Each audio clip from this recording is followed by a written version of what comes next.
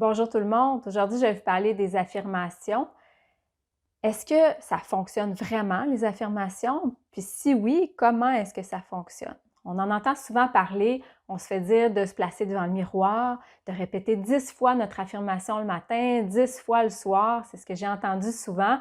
Puis il y a plusieurs personnes qui essaient, puis qui disent que ça ne fonctionne pas nécessairement pour eux, ils ne voient pas nécessairement de résultats. Les affirmations, oui, ça fonctionne, oui, ça peut fonctionner, mais il y a des petites nuances, des petites subtilités. Puis aujourd'hui, je vais vous en parler pour vous donner quelques conseils par rapport aux affirmations pour être capable d'obtenir des résultats avec vos affirmations. Donc, la première étape, c'est important d'être capable de se donner un but. Il faut connaître notre but. Donc, c'est quoi ton but? Est-ce que tu veux gagner le prochain match contre un adversaire X? Est-ce que tu veux te qualifier pour la demi-finale, la finale, un championnat qui s'en vient? Est-ce que ton but, c'est d'être sélectionné sur une équipe? Ou est-ce que tu recherches une performance sans erreur? Ça peut être un objectif aussi. Donc, on commence avec ça. Détermine ton but. Puis une fois que tu as déterminé ton but, c'est important de déterminer c'est quoi ton principal défi. Qu'est-ce qui pourrait t'empêcher d'atteindre ton but? Parce que c'est là-dessus qu'on va travailler. Par exemple, tu pourrais dire que tu es une personne qui a tendance à être stressée, à être rapidement anxieuse, puis tu as besoin de te sentir en confiance pour que ça fonctionne bien. Donc, quand le stress t'envahit, c'est là que tu as des moins bonnes performances. Donc, c'est quelque chose sur lequel tu dois travailler, c'est un de tes défis. Pour une autre personne, ça peut être d'avoir besoin d'exécuter correctement une tactique, une technique ou une stratégie. Je sais, moi, que si j'exécute bien ma technique, il y a beaucoup plus de chances que j'atteigne mon objectif de remporter un match, de gagner une compétition ou de me qualifier, d'être sélectionnée sur une équipe. Puis pour une autre personne, ça peut être, moi j'ai tendance à devenir rapidement frustrée quand ça ne fonctionne pas, quand je fais des erreurs par exemple, ou je deviens déçue si je n'ai pas la note que je veux ou le pointage que je veux. Puis dans ces moments-là, c'est sûr que j'ai tendance à baisser les bras ou à pas tout à fait me concentrer au bon endroit. Donc j'ai besoin d'apprendre à me concentrer, à rester concentrée, même quand ça va moins bien, puis pas me laisser envahir par mes émotions.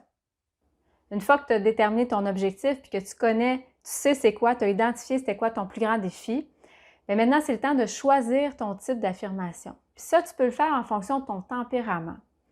De quoi est-ce que tu as besoin pour progresser, pour avancer, pour surmonter les obstacles, pour te dépasser? Qu'est-ce qui te drive? Qu'est-ce qui te pousse? C'est quoi ton moteur? Est-ce que toi, c'est la volonté, la détermination? Est-ce que ce qui te permet d'avancer, c'est ta logique, c'est de comprendre ce qui se passe et ça te permet de faire des plus grands pas? Ou est-ce que tu es quelqu'un qui a besoin plus d'aller dans tes émotions, d'aller dans ton imagination pour être capable de bien avancer? Quand tu as découvert ça, il y a 3 types d'affirmations. Si par exemple, je veux me sentir en confiance, peut-être que je vais avoir besoin d'une affirmation de cœur. Peut-être que je vais avoir besoin d'aller générer des émotions positives qui vont m'aider dans ma confiance. Si j'ai besoin de force, si j'ai besoin de courage, je vais probablement avoir besoin d'une affirmation de volonté, puis c'est ça qui va me permettre de foncer. Puis si j'ai besoin un peu plus de bien exécuter les choses, d'être précise, alors là, peut-être que je vais avoir besoin d'une affirmation de maîtrise. Ensuite, tu veux créer ton affirmation en fonction du type d'affirmation dont tu as besoin. Donc, si je veux faire une affirmation de cœur, je vais focaliser sur les émotions. Donc, j'ai du plaisir, j'ai de la gratitude, j'aime mon équipe, j'aime mon sport. Je peux choisir toutes sortes d'affirmations qui vont venir chercher mes émotions puis qui vont me permettre de m'inspirer puis de me motiver. Si j'ai plus besoin de volonté, de force pour avancer, je vais créer mon affirmation de volonté puis ça peut ressembler à je surmonte tous les obstacles, il n'y a rien qui peut m'arrêter. Donc, je vais choisir une affirmation qui va stimuler mon courage, stimuler ma combativité.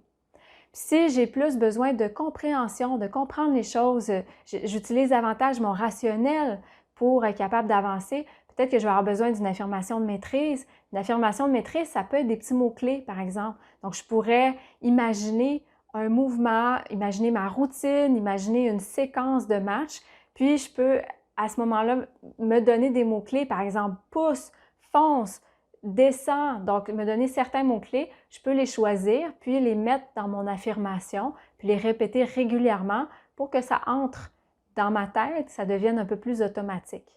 Ce qui est important, c'est de ne pas focaliser sur le problème ou sur ce que tu veux éviter. Si tu veux éviter le stress, si tu veux éviter les erreurs, tu ne veux pas focaliser là-dessus, tu veux focaliser sur la qualité inverse.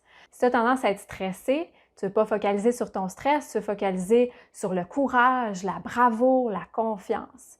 Si tu as tendance à être plus rapidement en colère, déçu, à te laisser envahir par tes émotions, bien, tu veux te concentrer davantage sur la détermination, la persévérance, sur foncer.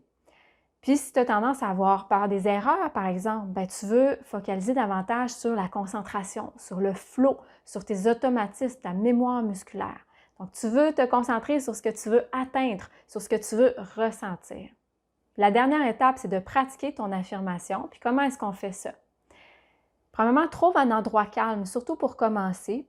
Puis, je t'invite à prendre quelques respirations juste pour te concentrer parce que l'attention, la concentration, c'est la clé pour être capable de vraiment intégrer ton affirmation puis avoir des résultats, produire des résultats avec ton affirmation. Donc, tu veux être concentré. Pour ça, bien, il faut prendre un temps pour se centrer dans un endroit calme, prendre quelques respirations profondes, puis ensuite, tu commences à répéter ton affirmation. Tu peux la répéter quelques fois à voix haute, puis après ça, tu veux diminuer le volume de ta voix jusqu'à ce que tu commences à dire ton affirmation à voix très, très basse. Puis après ça, tu vas chuchoter ton affirmation. Puis éventuellement, ce que tu veux faire, c'est intérioriser ton affirmation. Donc, continue à la répéter mentalement. Et ce que tu veux faire, c'est que tu veux presque imaginer, en fait, tu veux imaginer que tu fusionnes avec ton affirmation. Tu deviens ton affirmation, puis ton affirmation devient toi. Donc, tu veux ressentir ton affirmation dans tout ton corps. Alors voilà, c'était mes conseils sur les affirmations. Je t'invite à pratiquer les différents types d'affirmations pour voir, est-ce que toi, les affirmations de volonté, c'est plus ça qui fonctionne pour toi? Est-ce que c'est plus les affirmations de cœur qui viennent chercher ton imaginaire, tes émotions pour t'inspirer?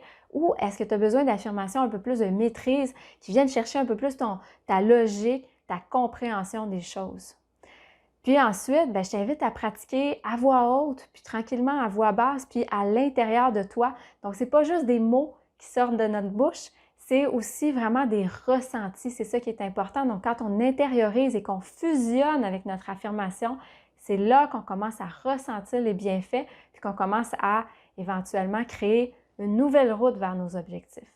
J'espère que mes conseils te sont utiles. Si oui, aime la vidéo, partage, abonne-toi à ma chaîne, clique sur la petite cloche de notification pour recevoir les vidéos en temps réel. Sur ce, je te souhaite un bon entraînement et à bientôt.